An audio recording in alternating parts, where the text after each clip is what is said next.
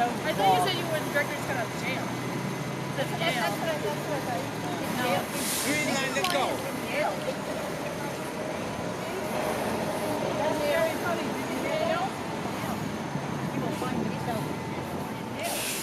Don't tell me that. I'm going to blow it. I'm really suffering. I still can't get that one line. Yeah, I do weird things according to Catherine. You have an interesting life. You should write a memoir. No, Post-school? very post.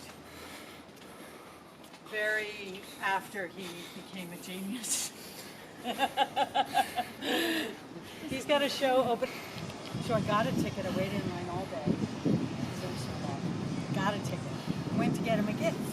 I'm putting it at Kirk Douglas. I know, I gotta see it. I'm gonna, what is it? It's a show opening at Kirk Douglas. I don't know. Do you remember, did you ever see him perform with Doug Skinner? You mean Schreiner? David Schreiner? No, No. Doug Skinner was predated. No. He was a very droll musician. I saw largely New York. The first time I saw it was I was in Roanoke, Virginia, playing the widow and King for my first professional.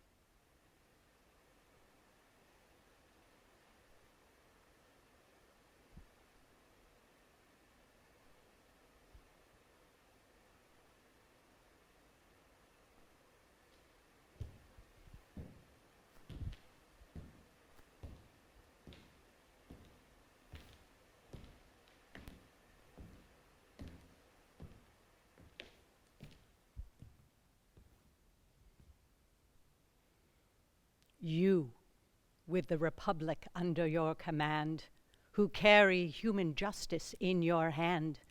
Yes, you, to whom the human flock's consigned, whose job is to ensure it's safe and sound. Always remember this for all your worth. You are God's representative on earth. You've more than your affairs to keep in mind. You must look after all of humankind. You rule all those beneath you. Yet you too possess a Lord, a ruler over you. One day his final judgment must be faced, and woe betide those who have been unjust. This Lord does not take gifts, nor does he care whether a man's a peasant or a peer, whether he's clad in rags or cloth of gold. If he's done wrong, he'll find himself enjailed. We small folk, when we sin, are risking less. It's only ourselves we lose in wickedness. Our leaders' crimes, though, bring whole cities down and cause great emperors to lose their crown. This is a lawless and an ill-starred kingdom. It has no time for justice or the law. But everything is bought and sold for money. One wastrel plots and schemes in such a way that great and small all openly defend his villainy and his immoral case, without a care for truth, without a thought for consequences their vote brings with it.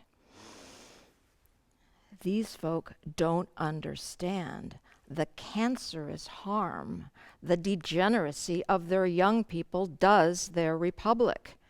They have set a price on virtue and on shame.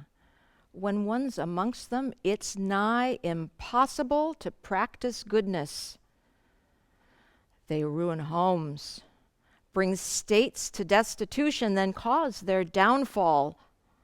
Troy, you'll see in time. And by their own example, they corrupt large numbers with them. Look at how they're followed by hordes of spongers growing fat as hogs through constant indolence and overeating. You think any of this herd is able to serve his country? Wear a suit of armor when even silk's too heavy for their shoulders? Do sentry duty when they've learned to snore till afternoon? Withstand the enemy's blows when endless drunkenness has sapped their health?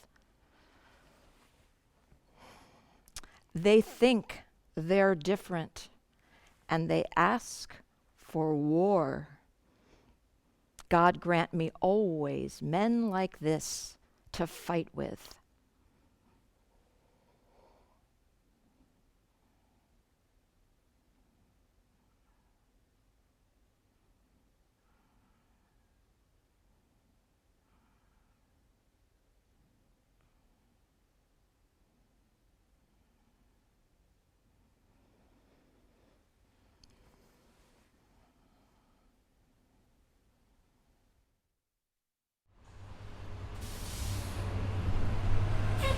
Sweet child, don't fret so. In this world, you know, that's how things have to be. One day there's joy, the next brings heartache. From the two of them our life is woven. Happiness is always uncertain, but our troubles too will end when God decides, and when the time brings change. We tend to take to heart the things that pain us, much more than those that simply go our way. That's why it always seems our tribulations are greater and outnumber our delights.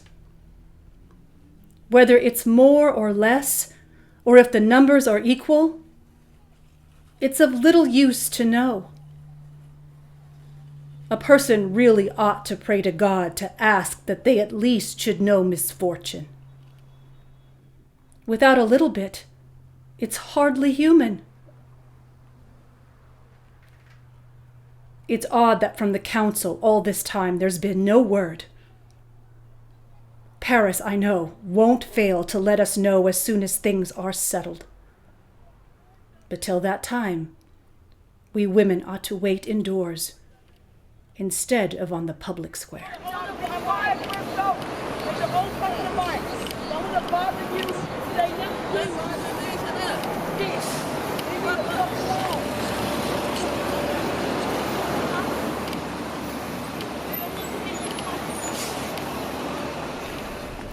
I swear to God, the world contains more evil than good. Just think about the fact that people only have a single manner of being born.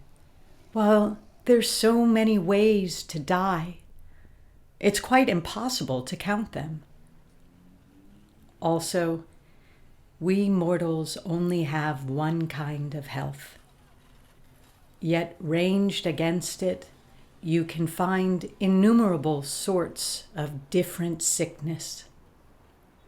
But fortune, who rules everything there is and holds it in her hand and has control, she'll back me up and say that in the world there are far fewer good things than the kind people call evil. See how she brings riches to certain folk, while many more are plunged in direst poverty. And furthermore, she does these things not out of jealousy or avarice, but just because she's driven by want. And that's a sign that when she wishes to do some person good, then usually she'll take from someone else and only then give to the first. And this just goes to show what I've been saying all along. The world is filled with far more evil things than good.